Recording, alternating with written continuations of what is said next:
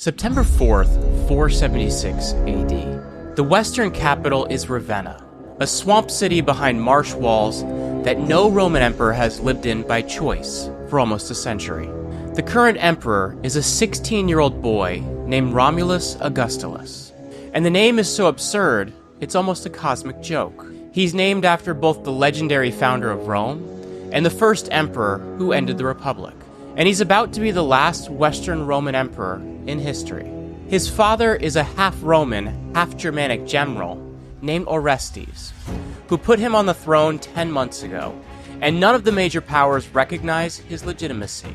A Germanic chieftain named Odoacer arrives in Ravenna with his federate troops. He doesn't besiege the city, and he doesn't sack it. He just walks into the palace, deposes the teenage emperor, and gives him a generous pension in a country estate down in Campania. Then he writes a polite letter to the Eastern Roman Emperor in Constantinople. And he says, we don't need a Western Roman Emperor anymore. We have administrators, laws, and armies. We don't need the title. The Eastern Emperor accepts. He sends back the title patrician for Odoacer. And the bureaucracy in Italy just keeps operating. Tax collectors keep collecting. Magistrates keep judging. And the Senate keeps meeting. And no one notices that something has ended. That's how the Roman Empire fell. Not with fire, not with screaming. With a 16-year-old emperor being pensioned off, and a barbarian chieftain writing a polite letter. The fall had been completed centuries earlier. September 4th, 476 was just the paperwork.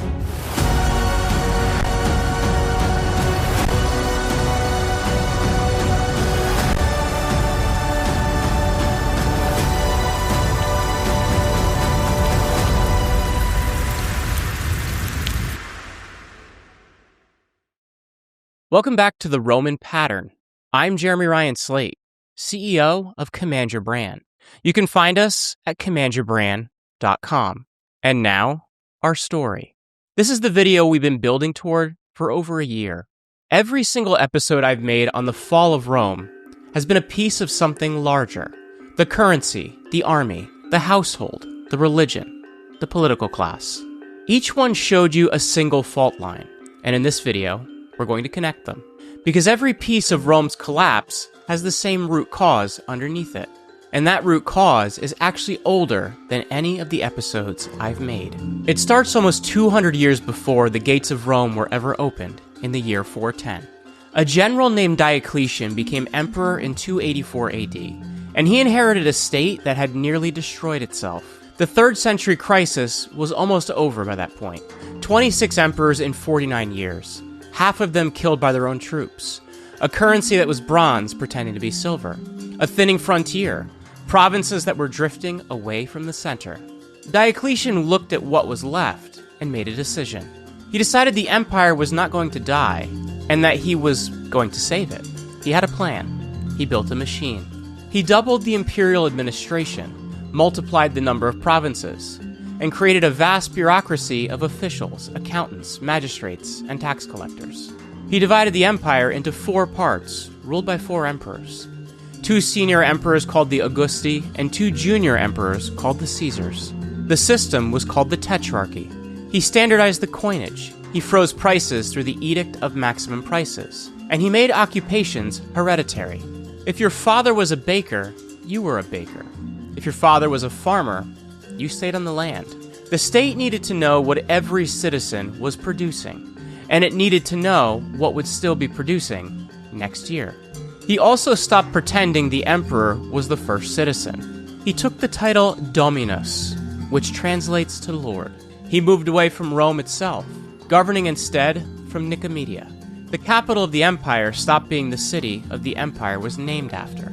For a generation, the machine worked. The frontiers stabilized. The breakaway empires were reabsorbed. The currency was partly restored. And the succession crisis stopped. This is the part most people remember about Diocletian. The reformer, the savior. The man who rebuilt Rome after the 3rd century almost killed it. And that's true. But it's only the first half of the story. Because the machine Diocletian built had one quiet feature that nobody noticed at the time. It was bigger than the society it was built to protect. It extracted more than the society could produce, and it had no mechanism to recognize what it was doing. The machine had been built to save Rome. Actually, more accurately, the machine was going to consume Rome.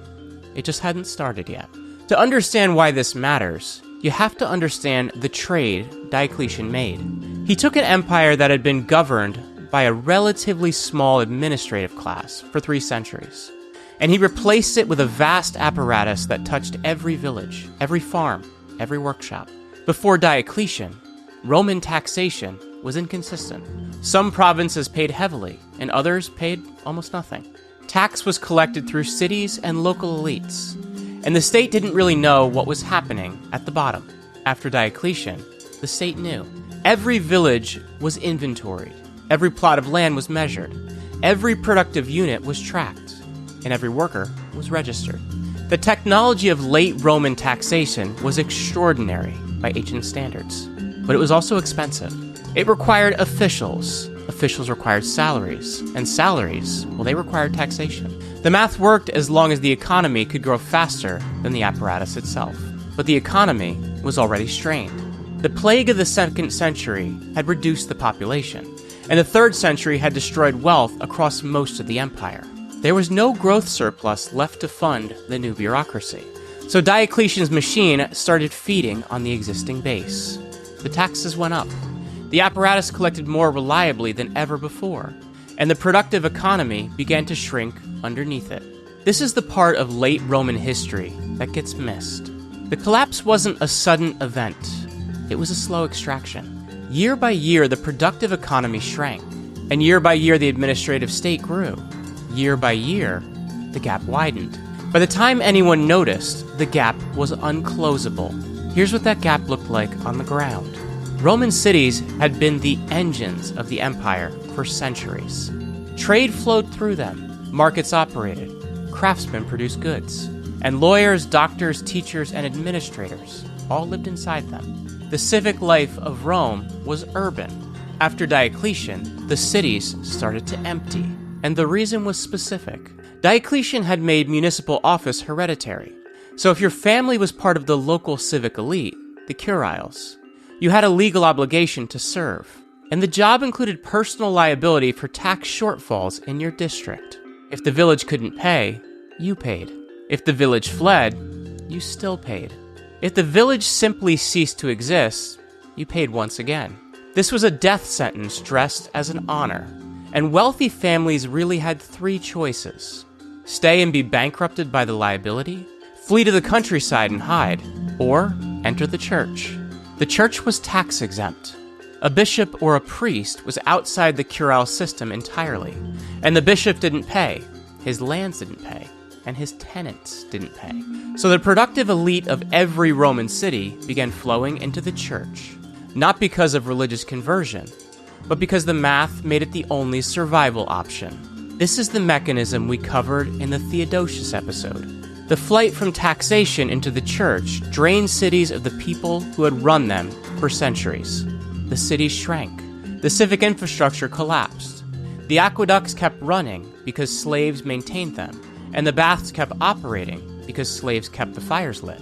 But the civic life of cities was dying underneath all of it. Meanwhile, the small farmers had a similar problem. The taxation was paid in gold and silver, not in produce. So farmers had to convert their crops to coin. The state extracted aggressively. The seasons varied, and some years there was barely enough to survive. When a farmer couldn't pay, the tax collector didn't go away. The tax was still owed, and the farmer could lose his land, or he could enter the protection of a large landowner. This was called patrocinium. The farmer signed his land over to a wealthy aristocrat. The aristocrat paid the taxes. The farmer worked the land as a tenant, and the aristocrat protected him from the state. The legal mechanism for what would become medieval serfdom actually started here, inside the late Roman system, because the small farmer couldn't survive the machine. The pattern repeated across every layer of the economy. The productive base flowed into a few places the machine couldn't reach.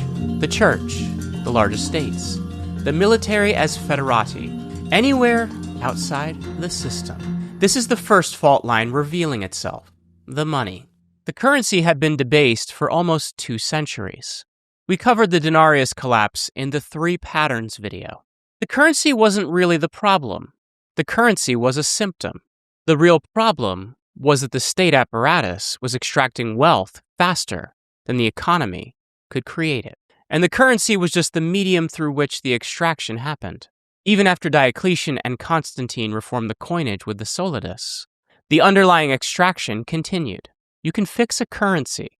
You can't fix a state that takes more than a society produces. The second fault line followed naturally. The machine couldn't pay the army reliably.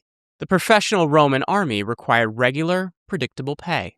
That had been the deal since Marius reformed the legions in 107 BC. The soldier served 20 years. The state paid him. The state retired him. And the soldier was loyal to the state because the state was his economic future. By the late 300s, the state could no longer keep that deal. The currency was inflating, and the tax revenue was unreliable. The administrative apparatus consumed an increasing share of whatever came in, and the army increasingly got what was left over. And what was left wasn't enough. So the state started doing things that made the problem worse. It paid in kind instead of coin, grain, oil, salt, equipment instead of money, which is a sign of currency failure. The state knew its own money was no longer worth anything. It conscripted instead of recruiting. Service became hereditary, and the sons of soldiers were forced to serve whether they wanted to or not, which produced reluctant soldiers with no loyalty to the institution. And it hired federate troops. Whole Germanic tribes were brought inside the empire under treaty. They served under their own commanders. They were paid less reliably than Roman troops. They kept their tribal identity, and their loyalty was to their treaty and their commander, not to Rome. By the year 400, the Roman army was no longer Roman in any meaningful sense. The legions on paper were full strength, but the legions on the ground were federate units, hereditary conscripts, and partially manned Roman regiments. The standards still read SPQR. The Latin commands were still issued, but the institution had been hollowed out. This is what produced Stilicho, a half-Vandal, half-Roman general who held the Western Empire together for 13 years through sheer competence. And it's also what produced his execution, a political class that no longer recognizes competence because the institution had stopped functioning at the level where competence matters. We covered this in the Stilicho video.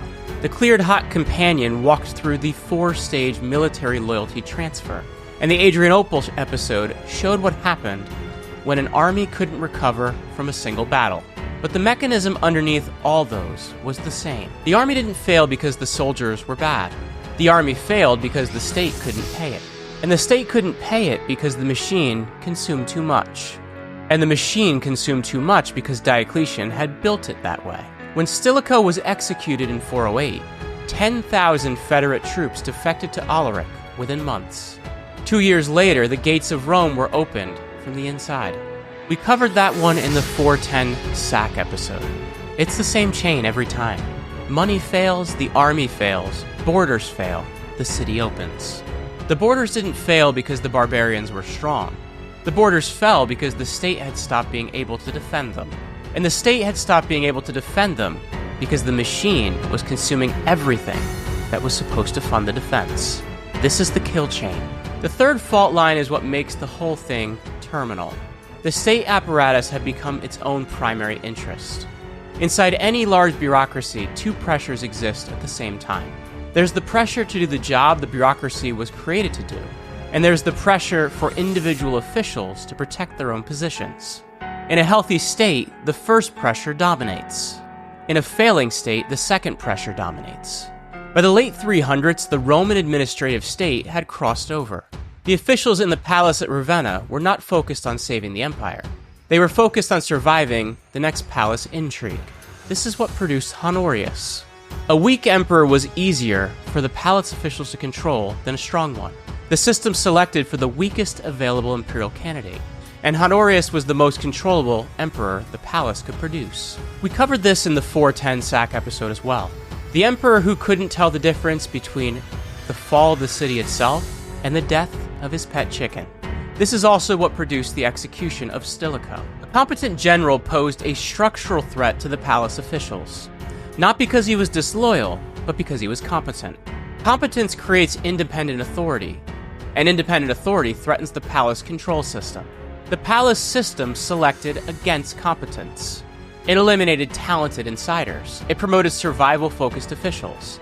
And it produced an administrative class whose primary skill was not governance, but court politics. This is the third pattern, the power pattern. The political class became consumed with internal control, and external survival became secondary. The result was that the state stopped solving problems and started managing decline. This is the late Roman political class. Generations of bureaucrats and palace officials who did not believe in the empire as a project. They believed in their own positions inside the apparatus itself. The apparatus protected them, and they protected the apparatus. It became a closed loop, a self-licking ice cream cone. The empire became a salary system for officials who had stopped governing. By the time Romulus Augustulus was on the throne, the machine had been running this way for almost a century. The administrative class collected salaries. The bureaucracy processed paperwork. The legal system issued decrees. The mint produced coins. But none of it had any underlying productive base. The machine was running, but the empire was gone. This is the context for September 4th, 476. The conventional story makes Odoacer the destroyer of Rome, but the conventional story is wrong. Odoacer didn't destroy anything. He acknowledged something. He was a Germanic general in Roman service, and he commanded federate troops who had not been paid reliably for years. The state apparatus in Italy was still functioning on paper, but it couldn't deliver on its obligations. His troops demanded land grants in northern Italy, and the Roman administrative state refused. There was no money to compensate the landowners who would lose their property. There was no land to give.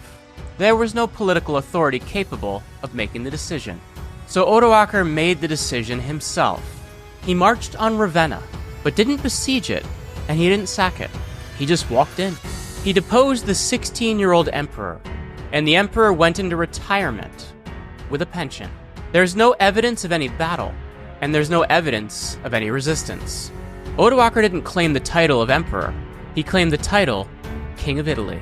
And he wrote a letter to the Eastern Emperor in Constantinople. And that letter is actually one of the most extraordinary documents in late Roman history. He said the Western Empire didn't need its own emperor anymore. He said the empire couldn't be governed from Constantinople. And he said he would serve under the Eastern Emperor's authority as patrician. The Eastern Emperor accepted. And the administrative state in Italy just continued operating. The tax collectors continued collecting. The magistrates continued judging. The Senate continued meeting.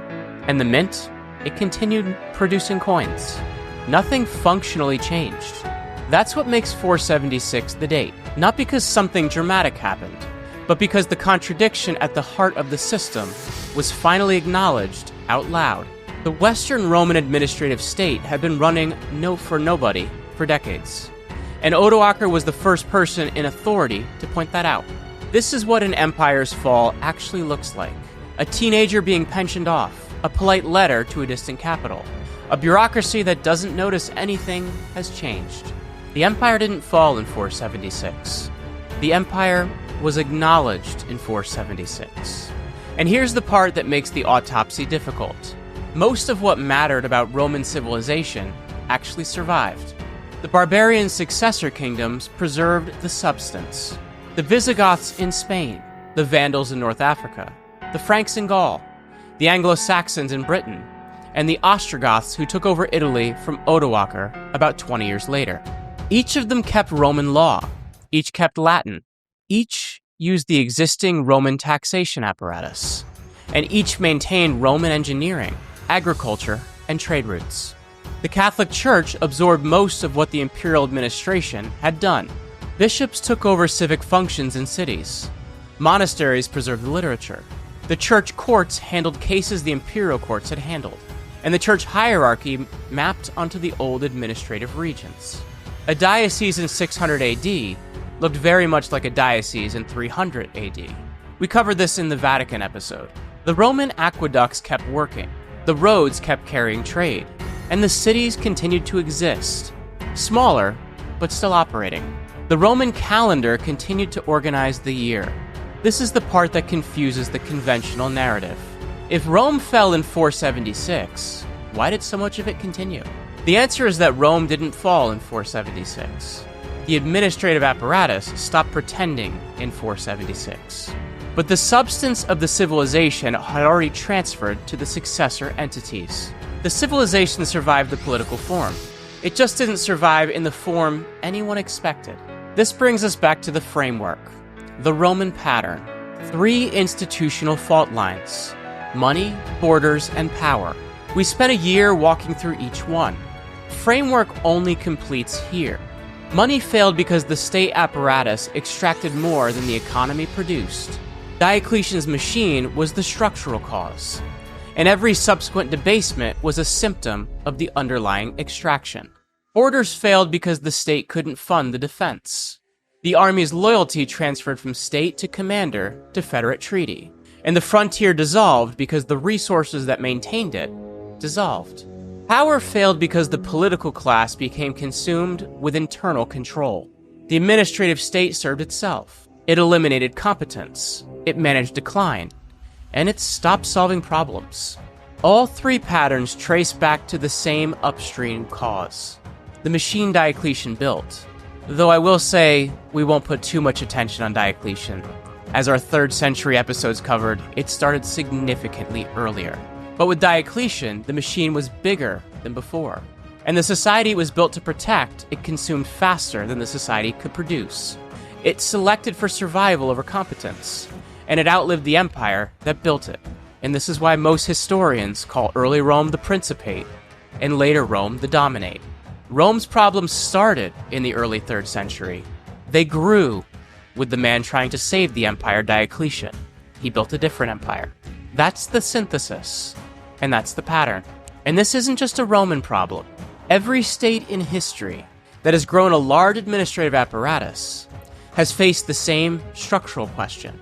Is the apparatus delivering more than it consumes? Or is it consuming more than the underlying society produces? The diagnostic question isn't whether the institution is failing. The diagnostic question is whether the institution is running for nobody. A state with a productive economy underneath it can survive even significant administrative failure. A state without a productive economy underneath it cannot survive even a minor administrative success. The Roman case study shows what happens when the apparatus has outgrown the productive base. The apparatus keeps running, the salaries keep getting paid, the decrees keep getting issued, the ceremonies keep happening. But the institution is no longer connected to the underlying society. It's running for itself. It's serving its officials. It's collecting taxes to maintain the system that collects the taxes. When that condition exists, the institution is structurally dead. The death has already happened, and the acknowledgement is what's missing. And that acknowledgement can take a long time to arrive. Rome's machine ran for almost 2 centuries after it had functionally died. The acknowledgement usually comes from outside. Someone who isn't part of the system points it out. Odoacer was a Germanic chieftain. He saw what the system insiders could not see. He named it. He acknowledged it. And the bureaucracy still didn't recognize what had happened. The institutions we live inside today are not Rome. But the structural question is the same. Are they delivering more than they consume? Or are they consuming more than the underlying society produces? The answer reveals itself only after the answer no longer matters. That's the autopsy. Rome didn't fall in 476. Rome was acknowledged in 476. Rome had been falling since the time of Commodus. Severus built a pattern that every 3rd century emperor after him used. They debased the money.